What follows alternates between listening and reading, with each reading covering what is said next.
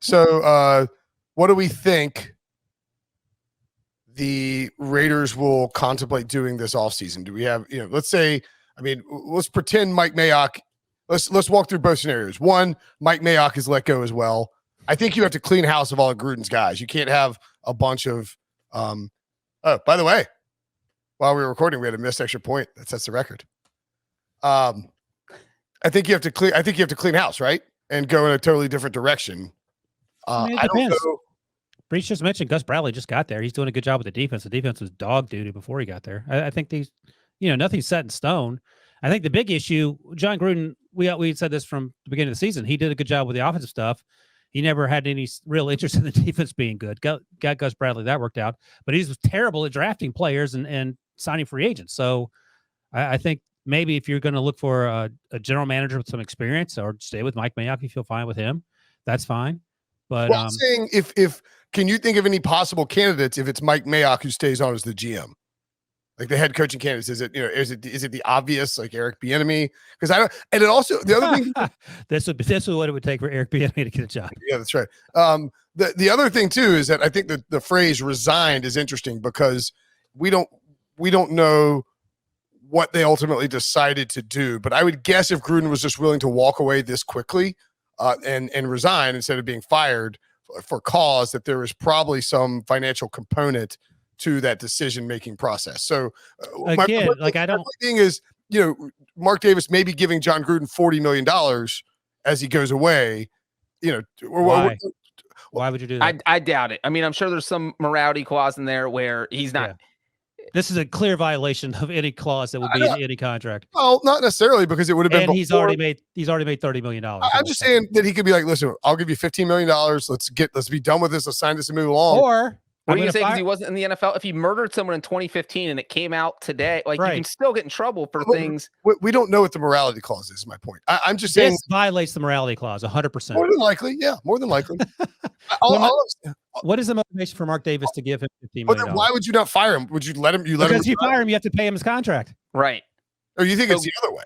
No, when you resign, you don't get anything. You get the money. That's the whole if you thing get with fired. Shad Khan and Urban Meyer. Right. Shad Khan is it all depends on what they do. But yes, I understand what you're saying. If you fire him and you have to pay him, but if you fire him for the morality clause, you don't have to pay him either. So we don't.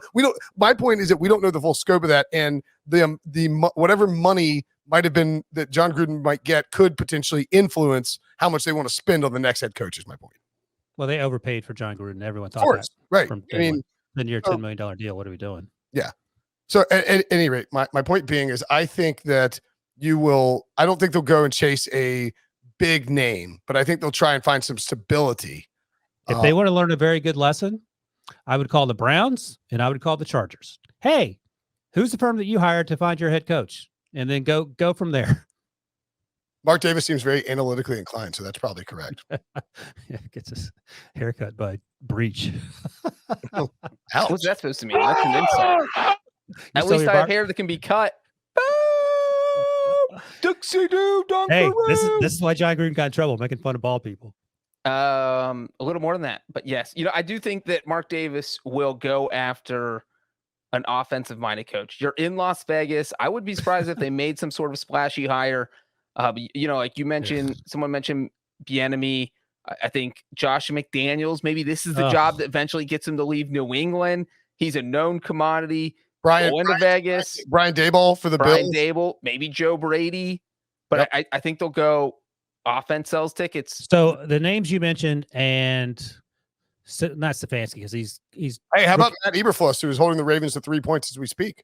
So the names you mentioned, not Stefanski, but I also had Staley in there. Rank those guys. Staley? Wait, what do you mean? So Staley, Eberflus, you mentioned Bieniemy. I don't think they would hire Brandon. Hold on, Josh McDaniels, and who's the last guy you mentioned, Breech? Oh, Brian Daboll. So, if you the next Raiders head coach, you can pick from that pool. Who's your number one pick? I like the idea of Brian Daboll. Breech. Probably the same. What are the options again? Staley, Eberflus. What's his name in Kansas City? McDaniels. Really? I don't know if this is appropriate to ask, but let me give you my answer first. Just hold on a second. Brandon Staley all day long. Like, why wouldn't you go with Brandon Staley? Oh, Staley's an option? I thought you were asking how to No, I said I just gave you the list. How would they hire Brandon Staley from the Chargers? That's not a hypothetical question. I mean, yeah, of course they would take Brandon Staley right now. Well, I asked it twice, and neither one of you took him. So I don't think we understood your question because it wasn't a good question. Yeah, I just thought you were high or something. Is it you know what we always see, like if they fire, you know, teams fire a defensive coordinator, you know, sometimes they'll go offense. You always see them like go in the opposite direction.